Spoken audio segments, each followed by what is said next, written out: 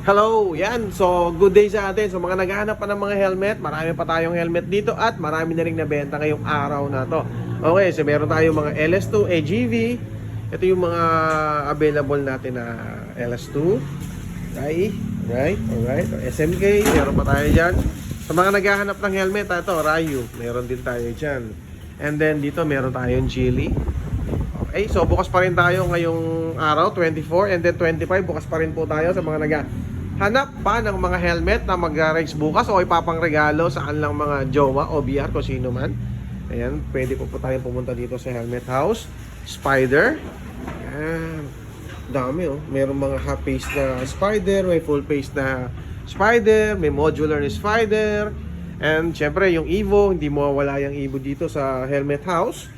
Okay, so yan, meron pa rin tayong full face, may mga half face tayo, may modular, tapos meron pang gano'n, pang off-road. Ayan.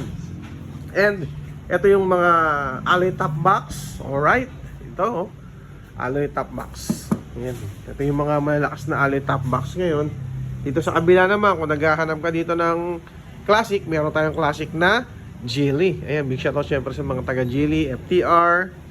And ito yung mga Geely na mas mura, 2.7, 2.8 pa lang yan, yung mga ganun, mga Geely Kirena.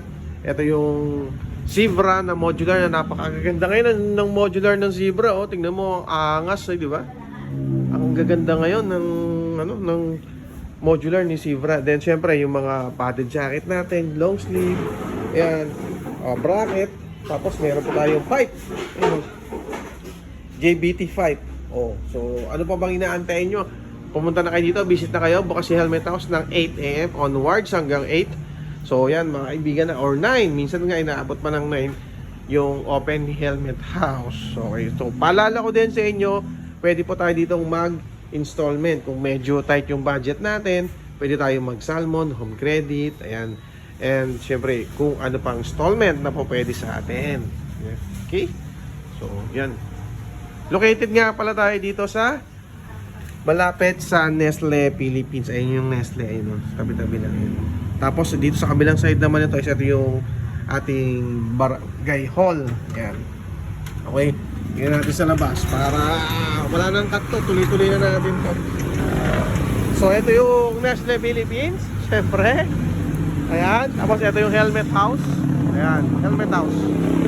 Okay, so madaling makita kasi maraming flag. Yan yung mga overpass na yon. And ito yung maraming flag. Ito yung Nestle Philippines. So mga pupunta dito sa Helmet House, syempre mayroong Salmon, sabi nga Skyro. Okay, at yan, yung noon. Ito yung mga Geely. Ang gaganda ng mga Geely ngayon. Yan oh, ang gaganda ng Geely. Yan. And LS2. Meron ditong carbon. Ayan oh. Yan oh. So yung mga carbon natin. Yan. Ganda oh. Yan. Merong LS2 carbon sa mga naghahanap. Yan, budget meal na helmet, meron din dito. So, sa mga nagtatanong, ito 6,400 to. Meron naman tayong mas mura, 3,400, 3,400 na Rapid 2 and 3,400. Ito yung Pioneer na to is 6,900. And si AGV na to, ayan. Ito. Okay, so Geely. Ganda nung Geely ngayon, no? Diba? And huwag nyo kakalimutan yung mga Fredco natin na intercom tsaka gloves. Ito meron tayong gloves dito. Okay, so ayan, punta tayo na kayo dito sa Helmet House, Cabuyo Branch, Santa Rosa Branch, at syempre meron tayo sa Rosario, Batangas. Baka na dito yung mga hinahanap mong helmet.